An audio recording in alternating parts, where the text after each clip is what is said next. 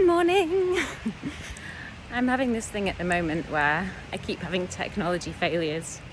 So my headphones didn't work the other day. I spent ages pouring my heart out for nothing.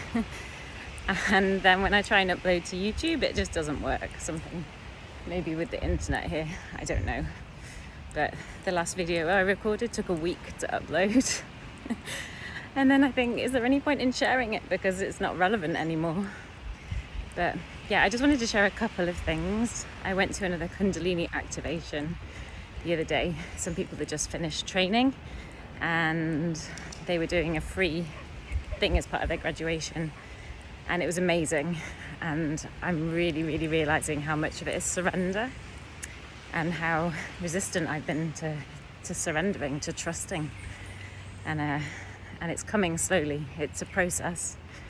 And it made me think back the first few times I sat with ayahuasca, was in ceremony with quite a lot of people, and there were a lot of men there, and I couldn't even close my eyes. I was just so distrustful and had so much fear. And that was with medicine as well. And it took me 10 journeys, and I'm not saying that it takes everyone 10 journeys, and I'm not saying that it's the end of my path with ayahuasca. But it took me 10 journeys and only 2 people sitting with medicine, me and another woman, with 2 people who I trusted implicitly before I could actually let go and surrender. And then in the Kundalini session, there were loads of people. There was a man lying next to me. There was no medicine, and somehow I was able to surrender. So I feel like, yeah, the journey is taking me somewhere.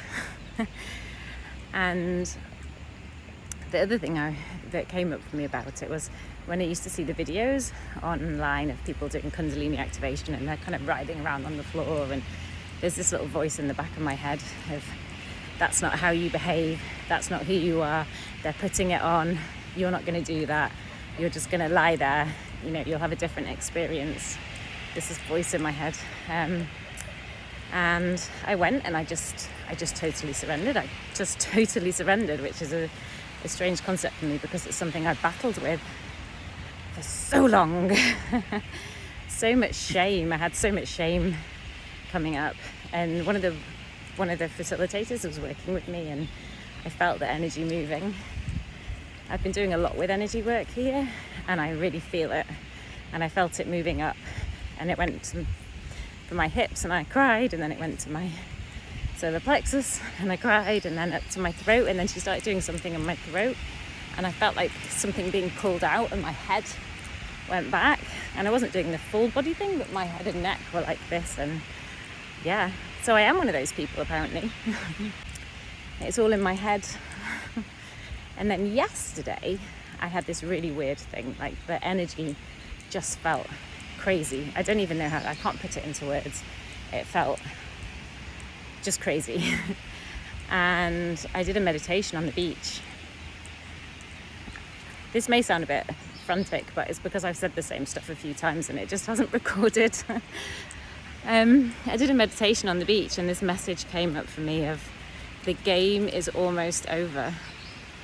I don't know what that means, but it was a really strong message. And then it kept coming back to me in the day that the game is almost over.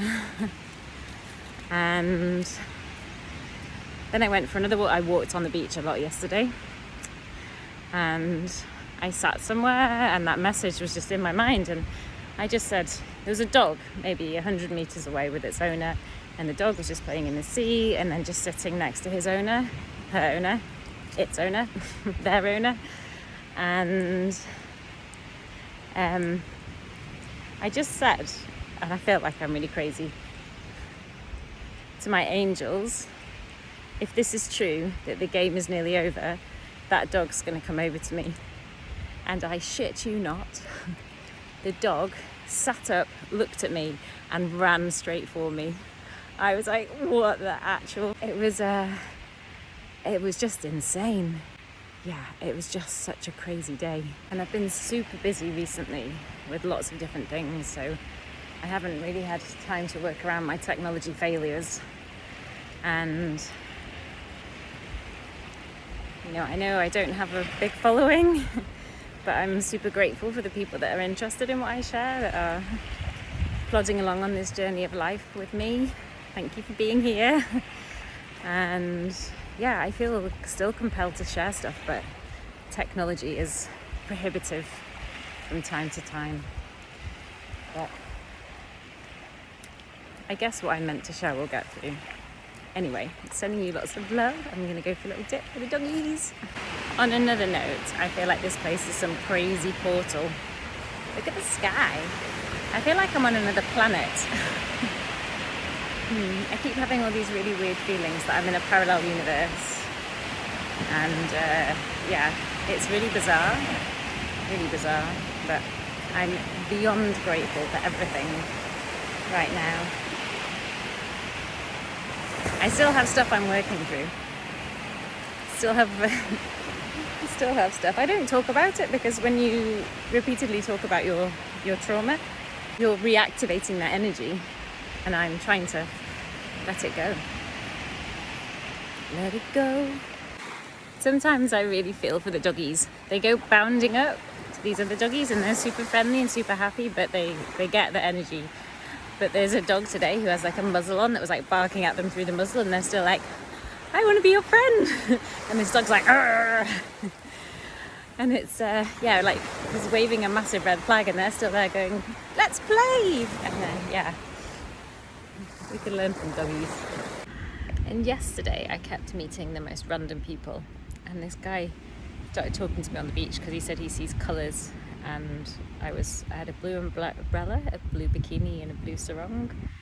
And my eyes are blue. So he said he just saw blue, which I guess isn't much of a shock. And then proceeded to tell me about how one time on the beach he met the most beautiful woman that he'd ever seen in his entire life. And I said, who, me? And he laughed. He laughed. And then he told me about this meeting that he had with this woman and all this other stuff. And yeah, it was very interesting. I have no idea why this random stranger decided to share so much of their life with me. I know a lot about him.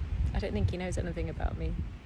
And sometimes these interactions are really interesting because you reflect afterwards and you realise that, yeah, that person probably knows my name but nothing else. And I know their deepest secrets. I find it fascinating.